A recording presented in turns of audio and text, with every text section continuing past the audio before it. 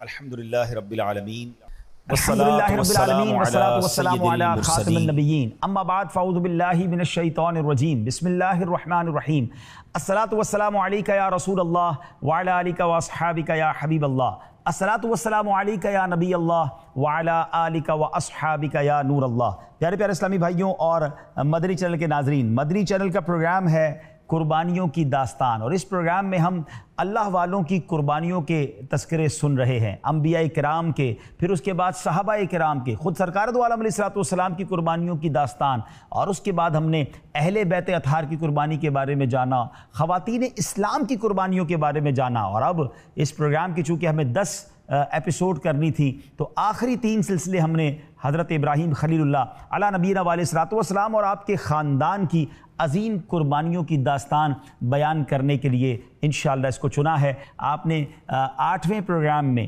حضرت ابراہیم علیہ السلام کی سیرت کے بارے میں کچھ جانا، کیسی عظیم آپ ہستی ہیں۔ آج مزید آپ کے بارے میں کچھ جانیں گے اور آپ کی زندگی کے 2 عظیم واقعات بھی سنیں گے۔ اول تا آخر ہمارے پروگرام میں شامل رہیے گا۔ اس سے پہلے کہ ہم حضرت ابراہیم علیہ السلام کی زندگی کے ان واقعات کی طرف چلیں، درود پاک کی فضیلت پر مشتمل ایک شاندار حدیث پاک سنتے ہیں۔ رحمت عالمیان سرور ذیشان صلی اللہ تعالی علیہ وسلم کا فرمان رحمت نشان ہے، من صلی علیہ فی یوم 100 مرۃ، یعنی جو شخص یومیہ مجھ پر 100 مرتبہ درود بھیجے، قضى اللہ لہ 100 حاجۃ، یعنی اللہ عز و جل اس کی 100 حاجتیں پوری فرمائے گا، 70 منہا لآخرتہ و30 منہا لدنیا، یعنی ان میں سے 70 آخرت کی اور 30 دنیا کی حاجات ہوں گی۔ سبحان اللہ، ہم سب چاہتے ہیں ہماری حاجتیں پوری ہو جائیں، ہماری مشکلیں آسان ہو جائیں، ہماری تمنائیں پوری ہو جائیں۔ ناظرین، درود پاک یہ کنجی ہے مشکلیں آسان کرنے کے لیے، حاجتیں پوری کرنے کے لیے۔ آئیے نیت کیجئے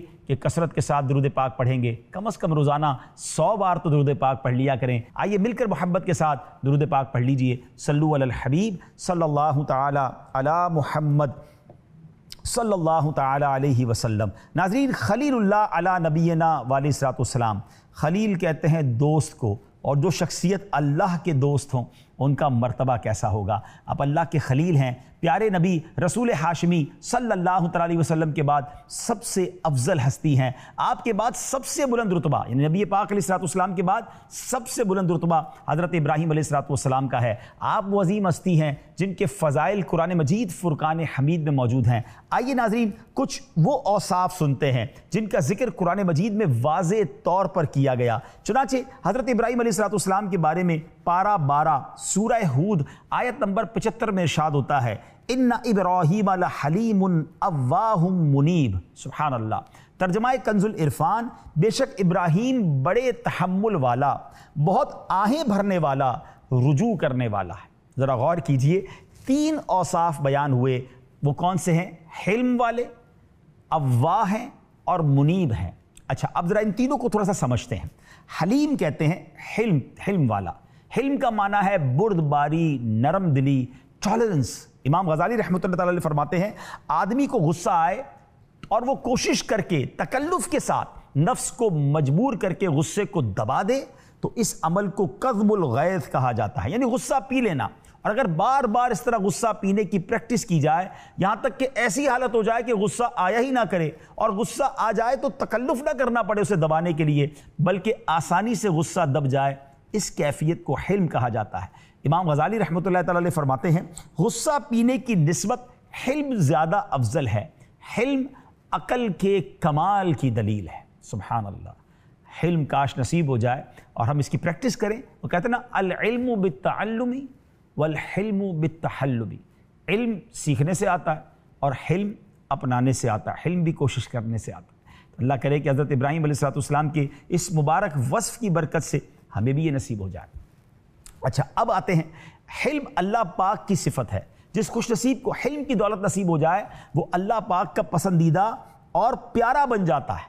فرشتے حلم والے کے مددگار ہوتے ہیں، حلم والے کی لوگ تعریف کرتے ہیں، اور حلم والا بندہ بلند درجات تک پہنچ جاتا ہے۔ سبحان اللہ۔ نبی پاک علیہ السلام کا فرمان عالی شان ہے، 5 چیزیں سنت انبیاء ہیں، ان میں سے ایک حلم بھی ہے۔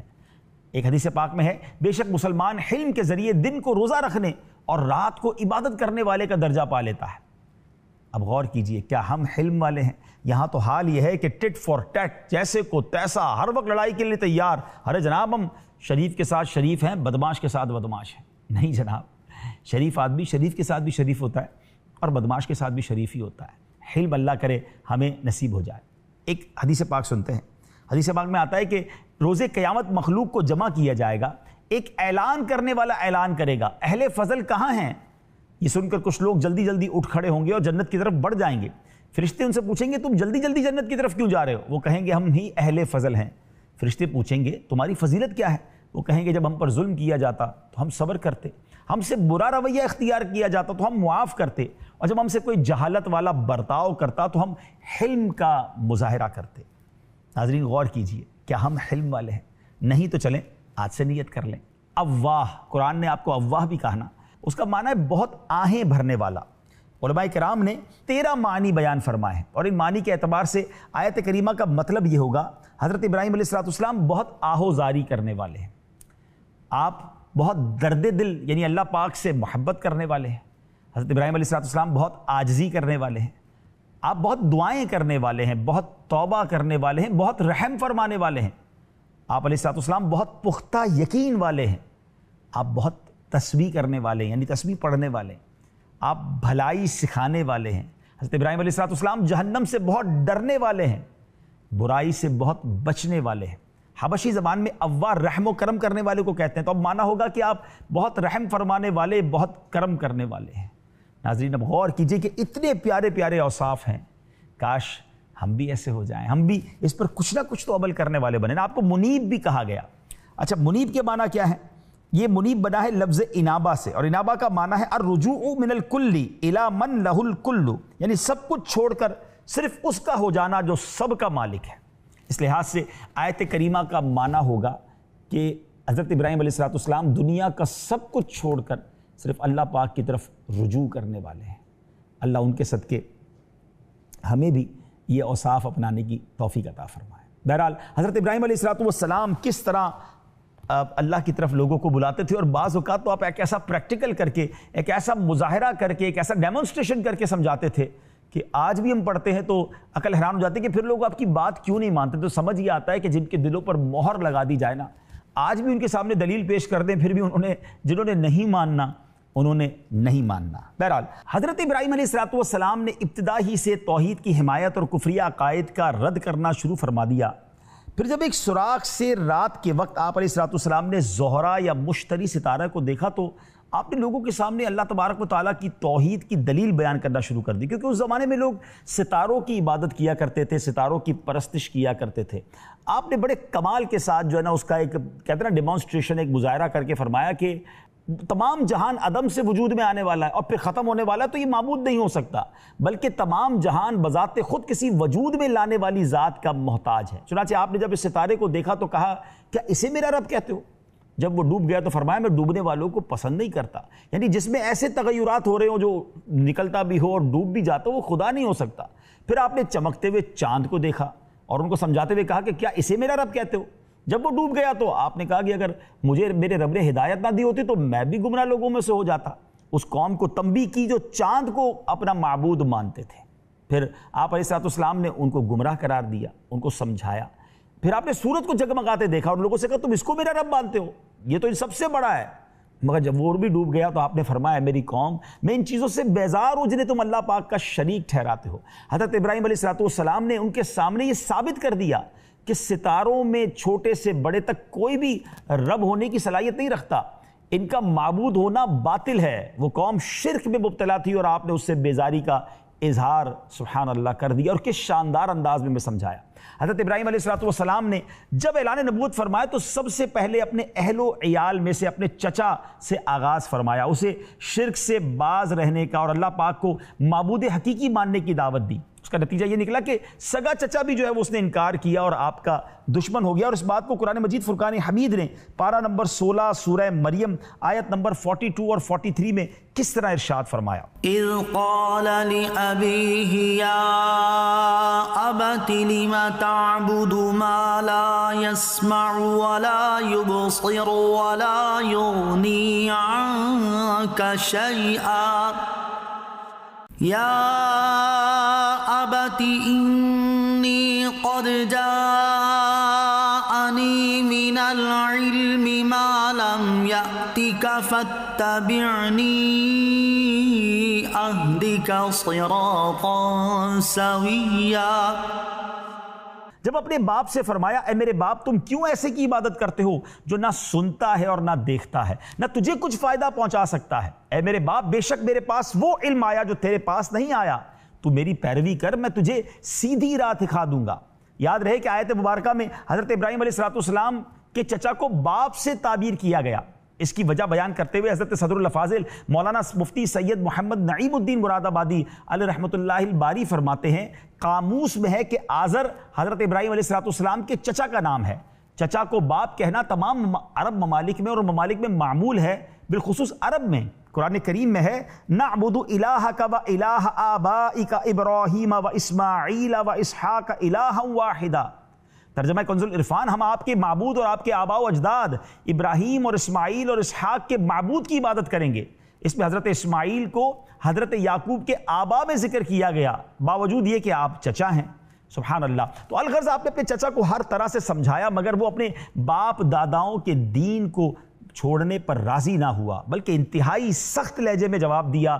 وہ بھی کیا جواب تھا؟ قرآن نے اس کو بھی ذکر کیا۔ اس نے کیا کہا؟ قال اراغب انت عن آلہتی یا ابراہیم لئن لم تنتہی لارجمنک واہجرنی ملیا۔ ترجمہ کنز العرفان، بولا کیا تو میرے معبودوں سے منہ پھیرتا ہے؟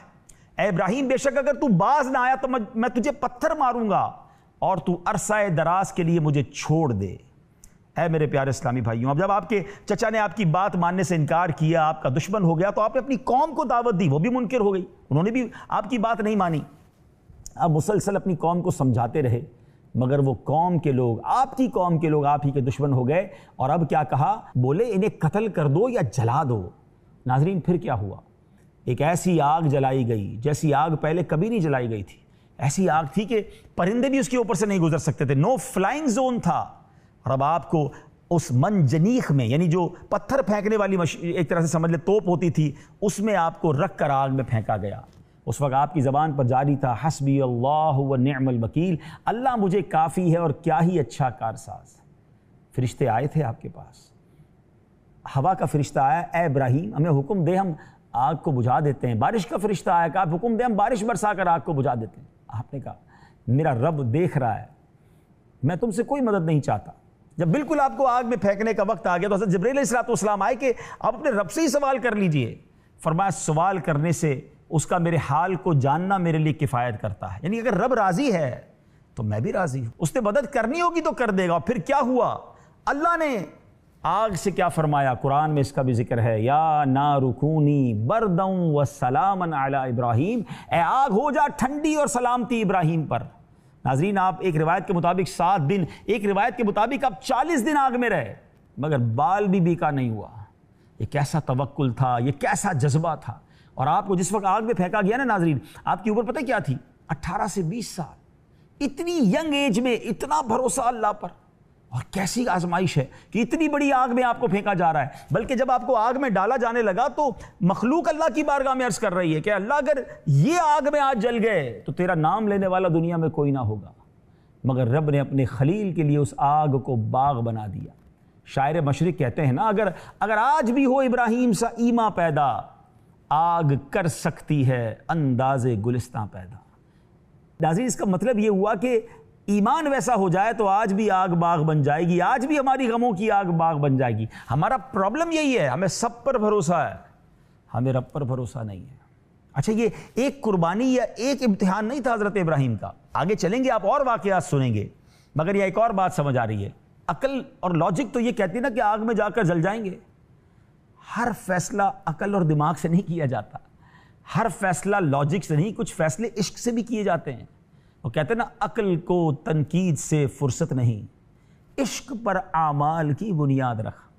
شاعر مشرق لکھتے ہیں نا، بے خطر کود پڑا آتش نمرود میں عشق، یہ چھلانگ عقل نے نہیں لگائی تھی، یہ عشق نے لگائی تھی۔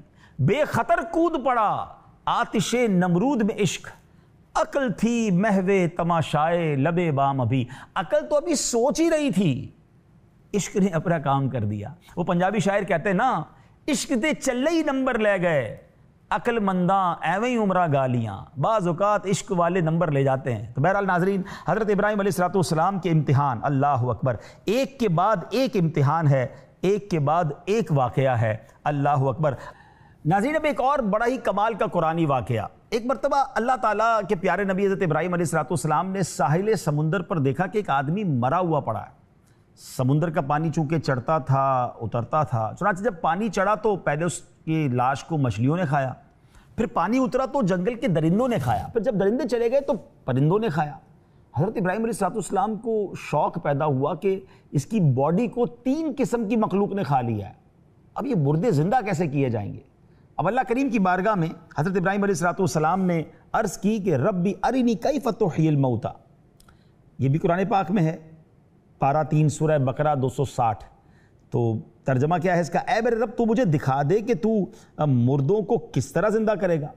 اللہ اکبر۔ اب یہاں اپنی آنکھوں سے وہ دیکھنا چاہتے تھے۔ اس پر کوئی اعتراض کر سکتا ہے کہ حضرت ابراہیم علیہ السلام کو کیا معاذ اللہ شک تھا؟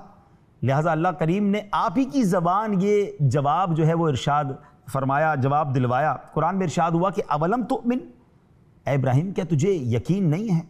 تو اب آپ نے جو جواب دیا وہ بھی قرآن میں موجود ہے، بلا ولکن لیطمئن قلبی، یقین کیوں نہیں ہے مگر یہ چاہتا ہوں کہ میرے دل کو قرار آ جائے۔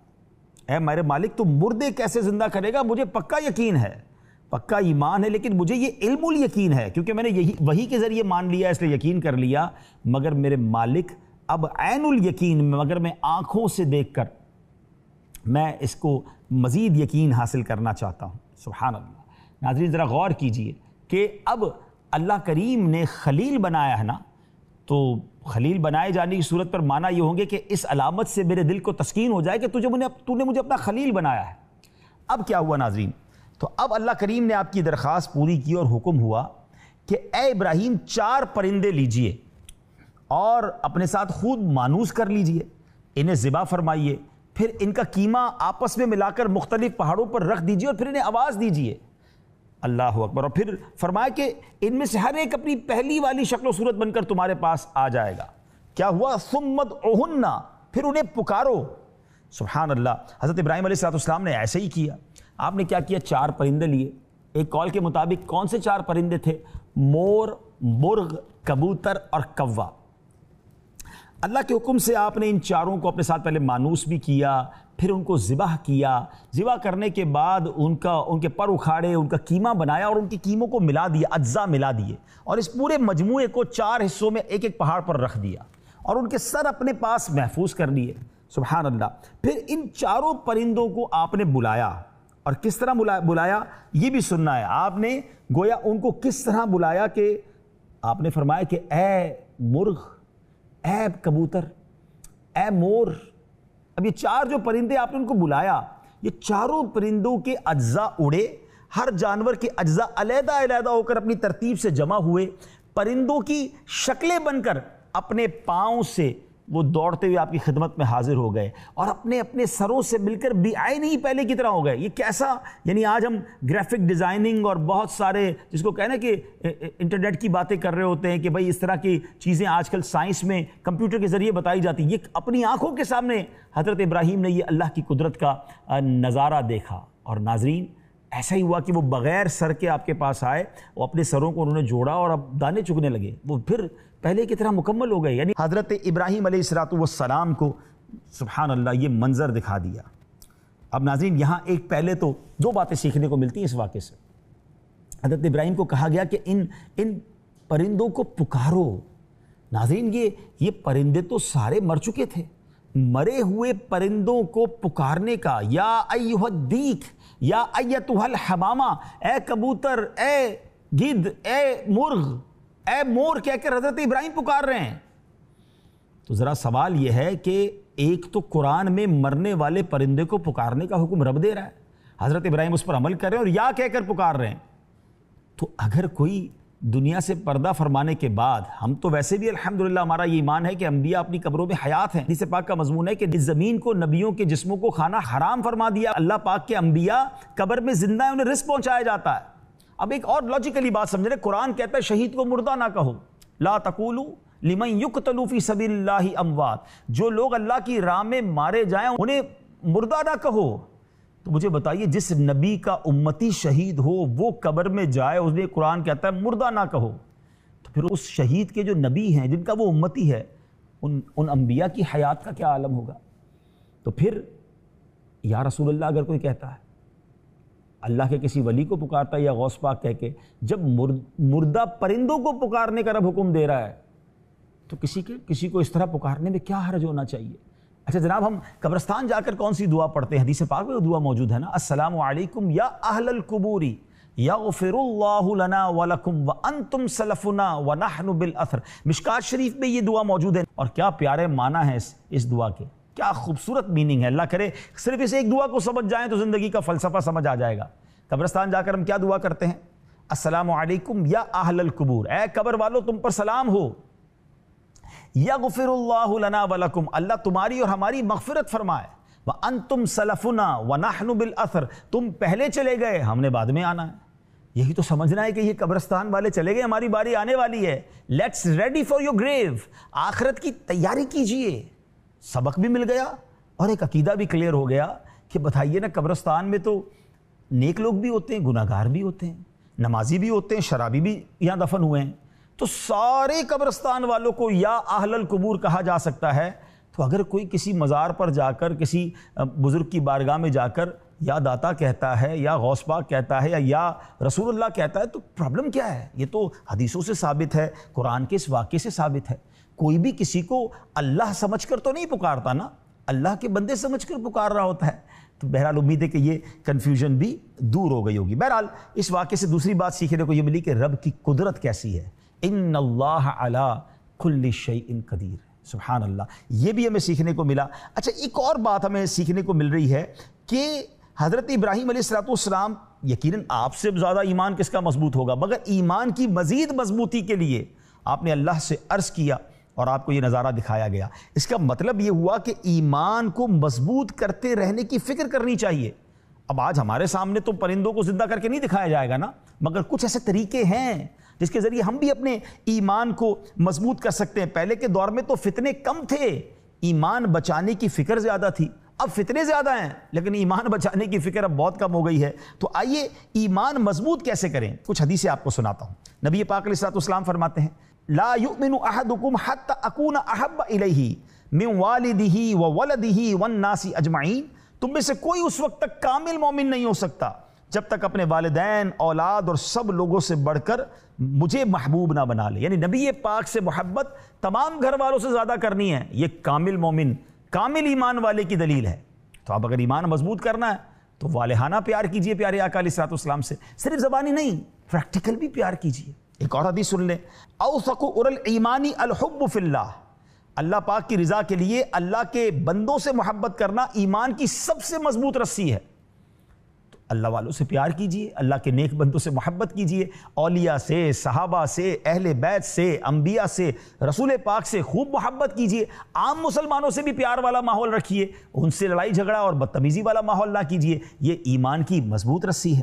اور آگے چلتے ہیں، تم میں سے کوئی بھی اس وقت تک کامل مومن نہیں ہو سکتا۔ کون کہہ رہا ہے؟ میرے آقا علیہ السلام ارشاد فرما رہے ہیں، جب تک اس کی خواہشات میرے لائے ہوئے دین کے تابع نہ ہو جائیں۔ ایمان مضبوط کرنا ہے، خواہشات کے پیچھے نہیں چلنا، شریعت کے پیچھے چلنا ہے۔ ہاں یہ جو کہتے ہیں نا کہ میرا کام، یہ جو چیز ہے اس میں میری مرضی ہوگی، نہیں، مرضی شریعت کی ہوگی، ہم ایمان لائیں، اللہ رسول کی مرضی ہوگی، کاروبار میں اللہ کی مرضی ہوگی، فیملی میٹرز میں اللہ اور اس کے رسول کی مرضی ہوگی۔ ہماری شریعت کے پیچھے ہم چلیں گے نا، اپنی مرضی یقیناً جس دائرے میں رہ کر ہمیں اجازت ہے وہ کریں گے۔ تو خواہشات کو تابع کر دیں اسلام کے تو آپ مضبوط مومن بن جائیں گے۔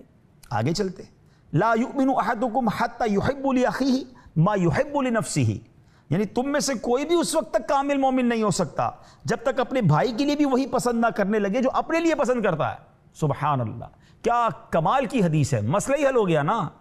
ہم میں سے کون پسند کرتا ہے ہمارے ساتھ دھوکہ ہو، ہمارے ساتھ کوئی بدتمیزی کرے، ہماری کوئی عیبوں کو تلاش کرے، ہمارے ساتھ کوئی چیٹنگ کرے، ہماری حوصلہ شکنی کرے، ہماری غلطیوں کی ٹو میں لگا رہے؟ ہمیں تو کوئی نہیں چاہتا۔ ہم چاہتے ہیں ہمیں خالص مال ملے، ہمیں ہمارے ملاوٹ والی چیز نہ ملے، ہمیں کوئی دھوکہ نہ دے، ہمیں عزت سے پیش آئے، ہمیں پیار دے، ہمیں مسکرا کر ملے۔ تو کیا فرمایا؟ کامل مومن اس وقت تک نہیں ہو سکتا تو جو اپنے بھائی کے لیے بھی وہی پسند نہ کرنے لگے جو اپنے لیے پسند کرتا ہے، تو آپ بھی وہی پسند کریں جو آپ چاہتے ہیں آپ کے ساتھ ہونا. اپنے مسلمان بھائیوں کے لیے بھی ایسے بن جائیں، کسی کو دھوکہ نہ دیں، کسی کی عزت نہ اچھالیں، کسی کے ساتھ بدتمیزی نہ کریں، حسن اخلاق سے پیش آئیں، حق ان کا ادا کریں، قرض لیا ہے تو وقت پر لوٹائیں، سودا دیں تو سچا سودا دیں، کامل مومن بن جائیں گے. تو یہ تو چند حدیثیں میں نے آپ کو بتائی ہیں. تو آئیے حضرت ابراہیم علیہ السلام کے اس عظیم مضبوط ایمان کے نقش قدم پر چلنے کے لیے، اپنے ایمان کو مضبوط کرنے کے لیے ان حدیثوں پر عمل کرنے لگ جائیں. بہرحال ناظرین، ہمارے سلسلے کا وقت اب اختتام کے قریب ہے. اپنی دعاؤں میں ہمیں یاد رکھیے گا. اگلا پروگرام بہت اہم ہے جس پہ ہم انشاءاللہ تعمیر کعبہ پر بھی بات کریں گے، اور بالخصوص یہ جو قربانی کے ایام میں قربانی ہم کرتے ہیں، حضرت اسماعیل علیہ السلام کی یاد بناتے ہیں، انشاءاللہ اس کا تذکرہ بھی ہوگا. اپنی دعاؤں میں ہمیں یاد رکھیے. صلو علی الحبیب صلی اللہ تعالی علی محمد صلی اللہ علیہ وسلم.